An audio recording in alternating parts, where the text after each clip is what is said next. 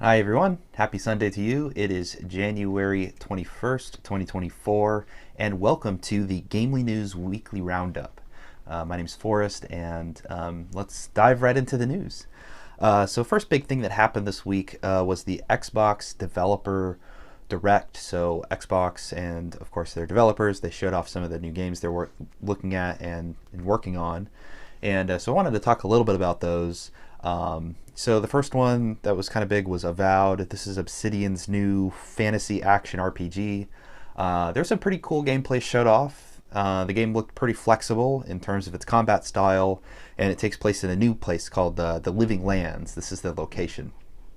And according to the developers, this place is going to be really varied in its geographics and in its communities and so on and so forth. So hopefully an epic adventure. It sounds like maybe we'll get a Skyrim or a new Elder Scrolls of some kind, but it's kind of like a spiritual successor to such a series. I don't know. I like Obsidian's games. I did personally enjoy Outer Worlds quite a bit, and so interested in the title. Unfortunately, I don't own the current generation of Xbox, so I may or may not be able to play it, but looking forward to learning more about it along the way. And one thing I noticed is that it seemed okay in other senses and in its graphics and animations.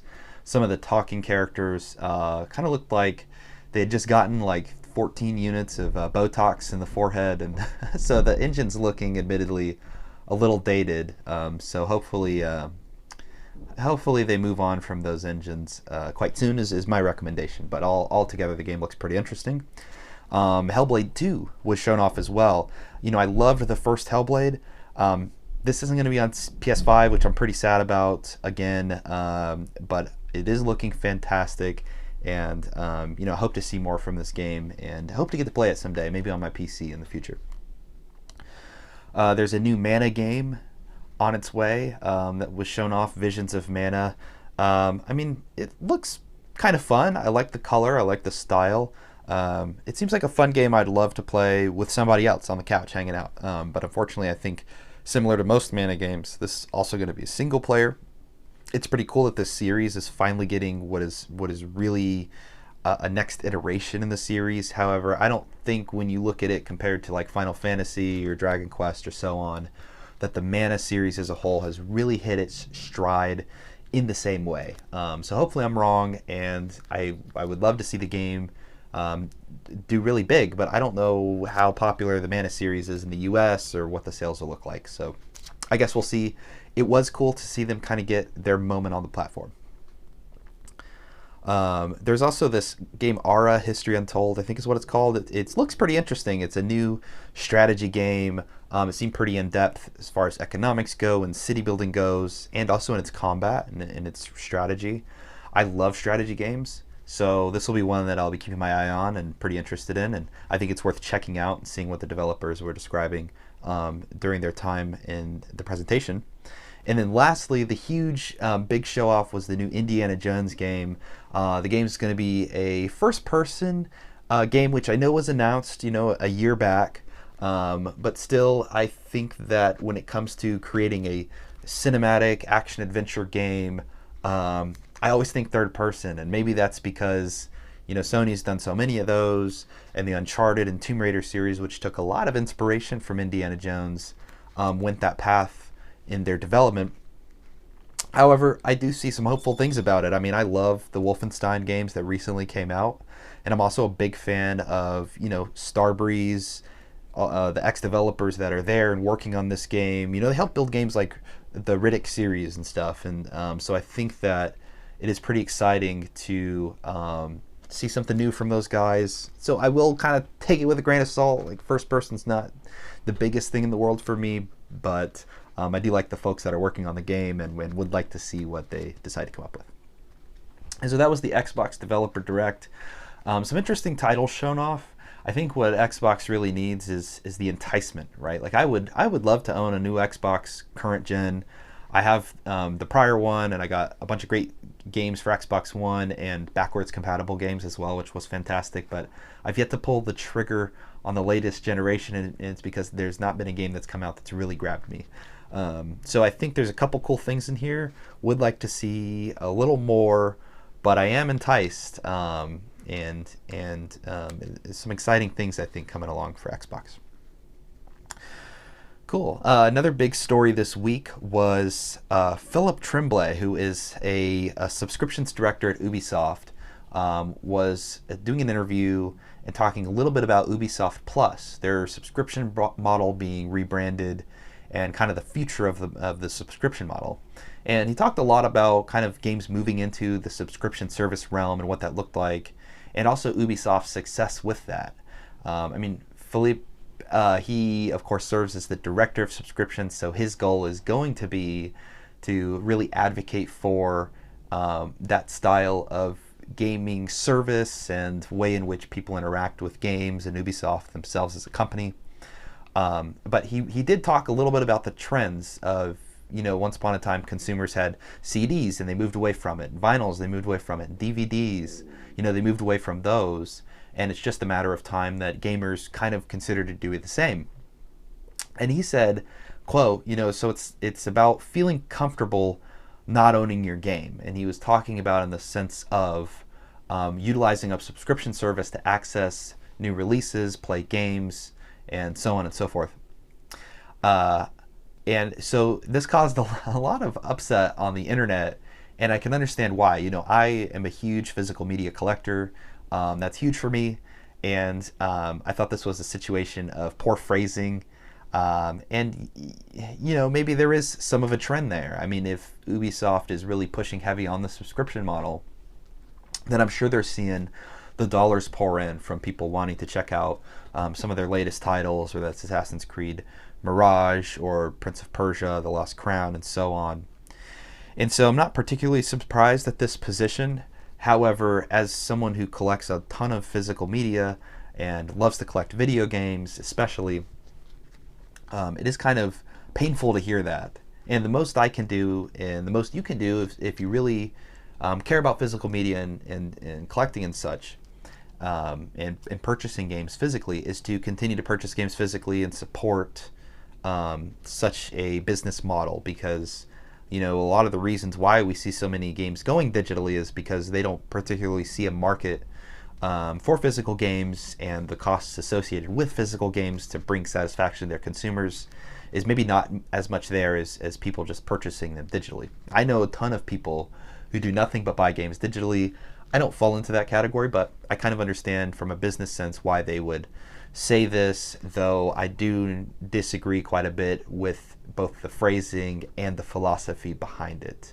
The stylistic of packaging, of covers, of what you include in a game, there used to be a time when this was all very artistic and required a lot of creativity and really completed the full package and experience of playing a game.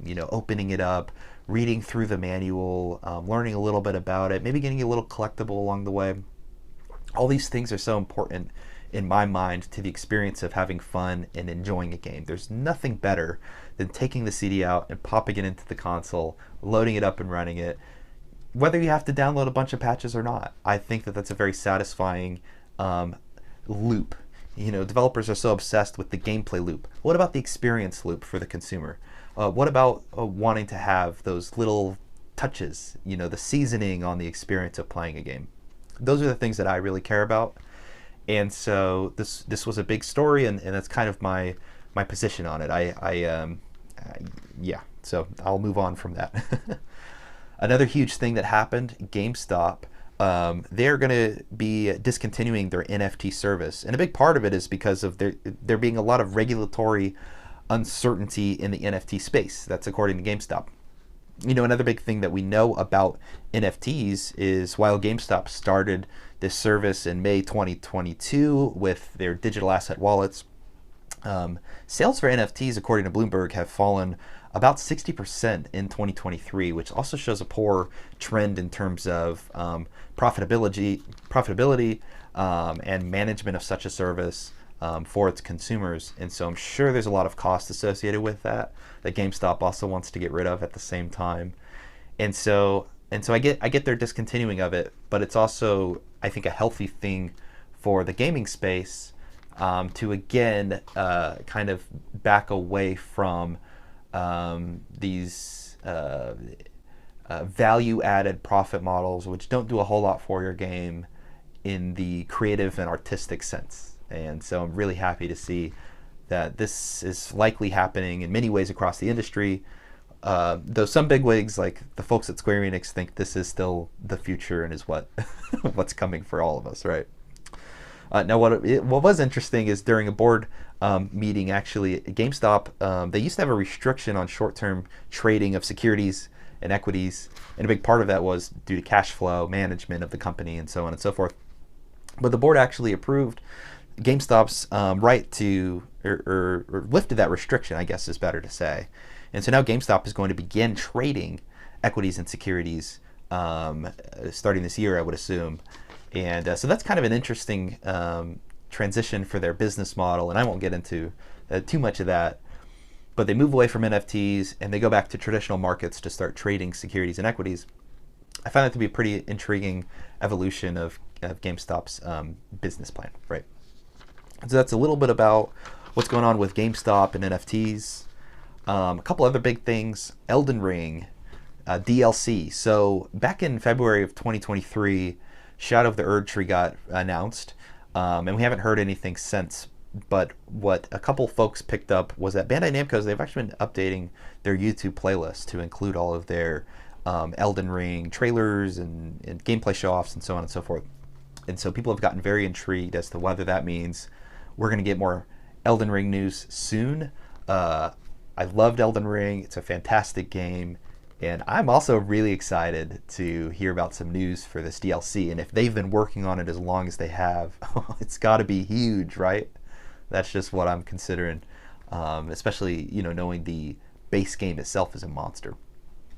So very exciting, something to keep your eye on as we move into the following months.